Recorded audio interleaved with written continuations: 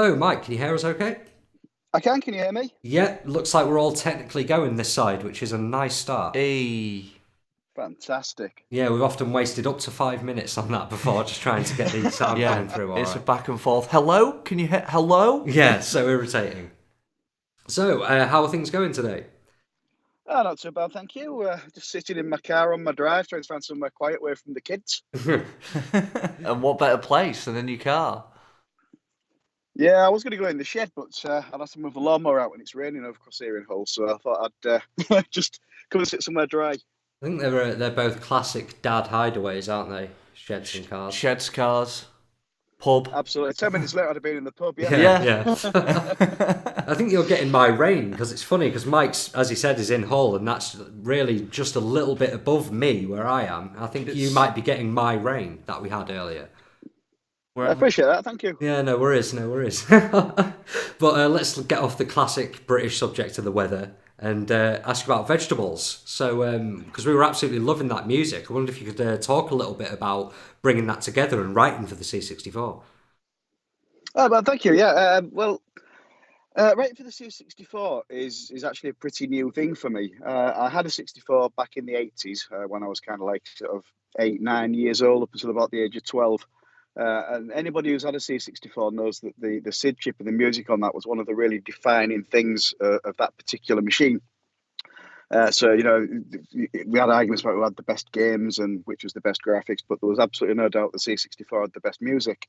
So I kind of grew up listening to Commodore 64 music, SID tunes from Rob Hubbard, Martin Galway, those kind of people on my little Walkman cassette player, which we recorded in a very kind of crude way. Back So in that the was my day. formative kind of thing.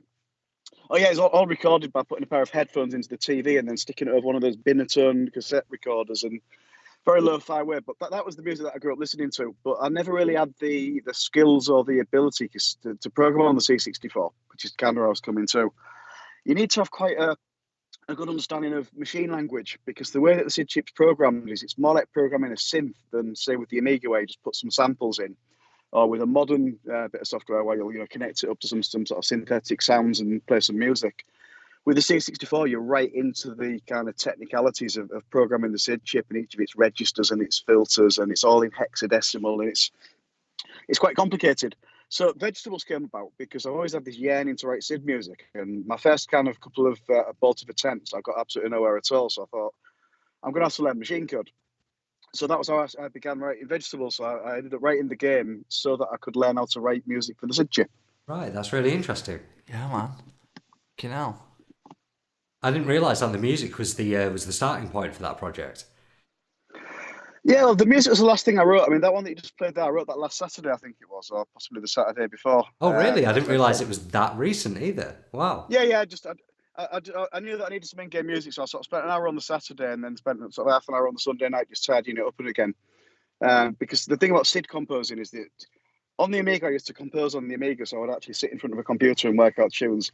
With SID, you've got to have a very good idea of where you're going. So the process of putting it into the tracker and making it go onto the chip is sort of the kind of the last thing. So it'd been percolating in my head for a little bit.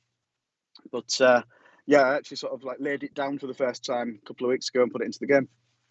And there are these other tunes available on it. I guess it's kind of like a little EP on your Bandcamp, and we're playing Yeah. Little Red Courgette eventually. When were those tunes written then? Well, Little Red Courgette was the one that I was trying to write a Prince-style song because I was having a chat about what music to put into the game, and somebody said you should put some Prince on, like Prince, Vegetables, Little Red Courgette.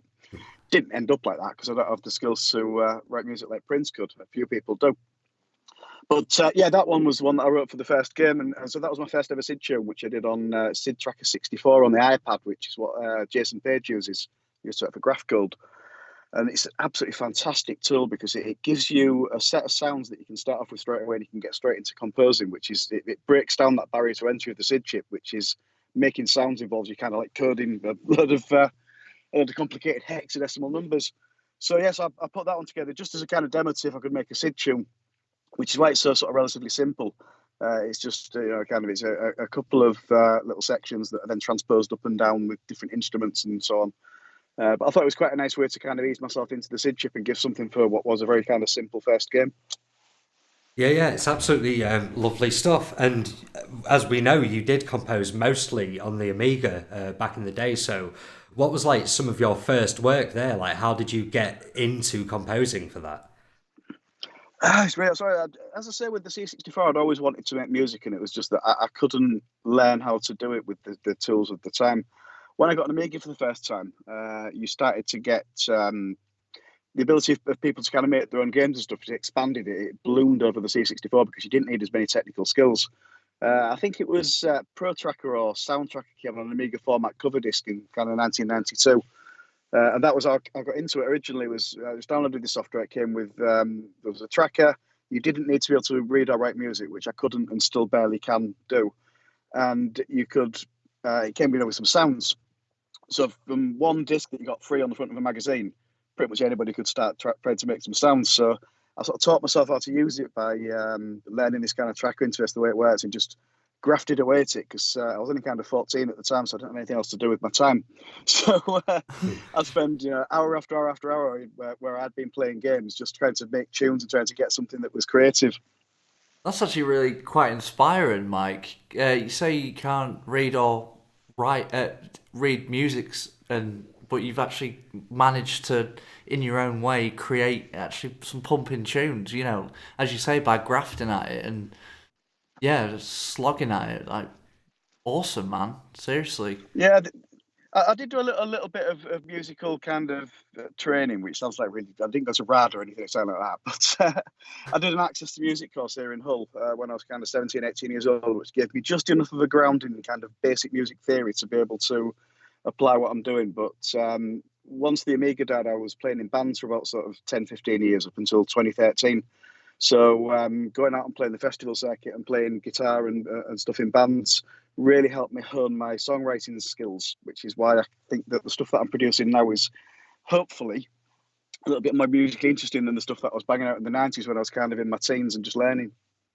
And do you like compose this stuff while sat there coding it in essentially, or do you kind of base it on guitar sketches, or do you jam on the guitar or anything like that first? Because everyone has a different approach. Not really. I'm quite odd because although I'm a guitarist naturally, I play guitar and bouzouki. That's my kind of my thing. I don't ever write on a guitar for computers. I write on a keyboard for computers, which because I can't play keyboards very well, it forces me to write in a different way than you would on a guitar, and in a way that suits the machine more. So with the Amiga, I was very kind of I got used to the way that it works. What sounds good, what doesn't sound so good, sounds to avoid. Like you can't have long looping samples very much on an Amiga because of the memory limitations. Limiting yourself to 4 channels and the way that you interplay them. And on something like the C64, for example, you write in a very specific way for the hardware. So you'll put bass and drums onto one channel, and you won't use a bass drum. I'll use an octave in bass to take some of the sort of the sound of that drum, just to make up for the fact that you've only got the ability to play 3 instruments at once.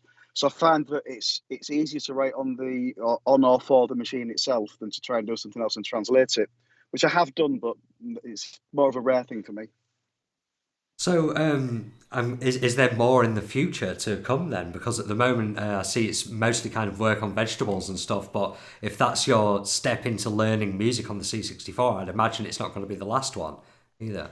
Yeah, I mean, what I've done is I stopped making music on the Amiga in about 1999, went off into the world of real music, and I've only very recently, as in kind of this year, come back into computer music again. I've only been coding on the C64 for just over 2 months. So it's all kind of relatively new to me. So I'm not really established in anywhere. And that's why I kind of feel a bit of imposter syndrome to be sort of talking to it today. But I've got a couple. The reason that I came back to these retro machines again is that kind of 25 years after I did some stuff on the Amiga, I got asked to come back and do this remake of Black Dawn, or this new game in the Black Dawn series, which is a series of dungeon crawlers on the Amiga. I was asked to come back by the coder Sean, and I kind of was umming and ahhing, thinking, well, do I really want to go back? You know, to get an Amiga and do all this stuff, and eventually kind of twisted my arm because of how easy it was in emulation. And I thought, well, I've got nothing better to do, and came back in and created the music for that. But since then, I kind of got a bit of a feel for it, which is how I ended up coding on the Commodore 64, because I thought, wouldn't it be cool to write a game? But writing a game even on an Amiga is kind of a bit of a daunting prospect. But with a tiny little 64K computer with with a very low barrier to entry, and with it's if you can't quite draw very well or you can't really do coding very well, it sort of has a charm of its own when you work on the 8-bit machines. So that's what brought me back into that again. And since then, I did vegetables. So I've created stuff for that game that I made myself. I'm in talks with a couple of C64 programmers who really needed music that I might work with. And I've got 2 Amiga projects that I'm currently working on as well. Nice. Yeah, because it's great how much this stuff is still going on. Yeah, keeping it alive, man. Like, Absolutely, there are still brand new games being made, and I think it was just the other day I saw art design for a whole new physical release where they're bringing it out on tape and everything. It's a brand new game. Yeah, that's why vegetables are going to be coming out on disc for the C64, and the Black Dawn game and Shadows of Sergoth, which I'm working on now, are both going to be coming out as kind of box releases, which is a bit mad that people will buy them these days.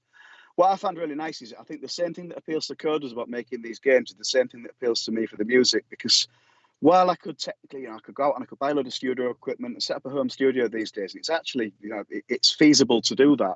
And I could get myself a little electronic drum kit or a drum machine. I could make all my own music. On the whole, when people do that, it sounds dreadful. It sounds very kind of overproduced almost because you've got so much available to you.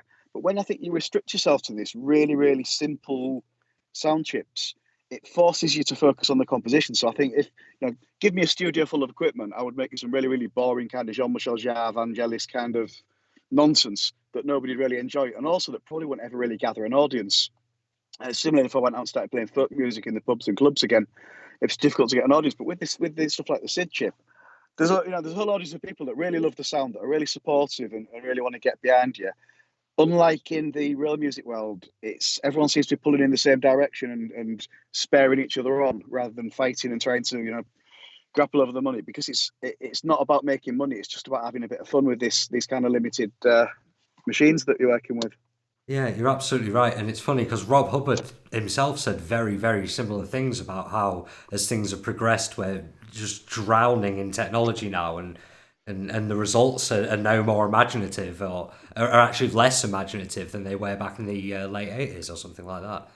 Yeah, I mean, Rob Hubbard's an excellent example because he is my all-time favorite musician of all time. It's fair to say. I didn't even realize all the time in the '80s that he lived kind of 2 miles down the road in Hull. Right. Because I was a young kid, and yet I was there, absolutely obsessed with stuff that was producing and the sounds it was getting out. But listen to the stuff that came out with on the Amiga and on the Mega Drive, and while you can still hear that spark, you can still tell that it's him and it's got all of that thing.